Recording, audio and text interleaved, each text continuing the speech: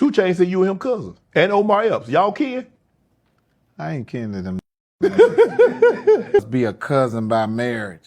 What kind of shit is that?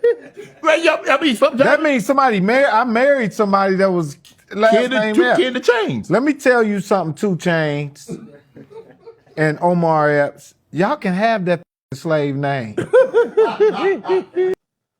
Hey, so, Mike Epps, he a comedian, you know what I'm saying? But within humor comes a lot of truth. So I want to use this as a teaching moment because this is a very common misconception. A lot of folks think that they surname, their last name come from a slave master. This is what the joke that Mike Epps was saying, all right? But slavery did not invent our surnames. So we've been breaking this down for years now and have done the research to know that these surnames existed well before slavery in America. All right.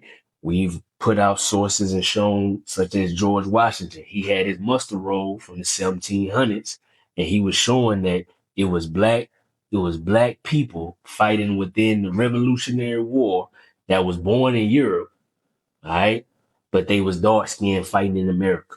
All right, so we got I'm gonna put it here so y'all can see it. So then you got situations where people like Frederick Douglass, right? Frederick Douglass, we all know who that is, even if you ain't no historian.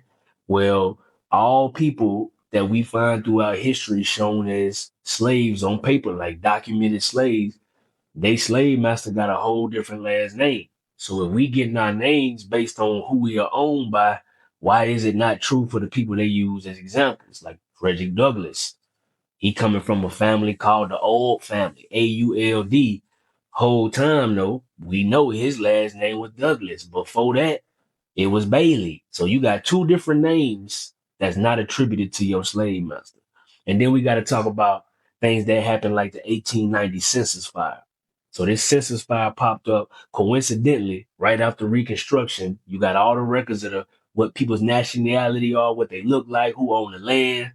It was burned. And we talking 99% of the paperwork that would have proved who people are, where they from, and the land that they had prior to the Civil War is mysteriously burned. So, hey, I ain't no conspiracy theorist. I'm just a researcher, but you do with that what you will. And stop saying you got your last name from a white man, because it ain't true.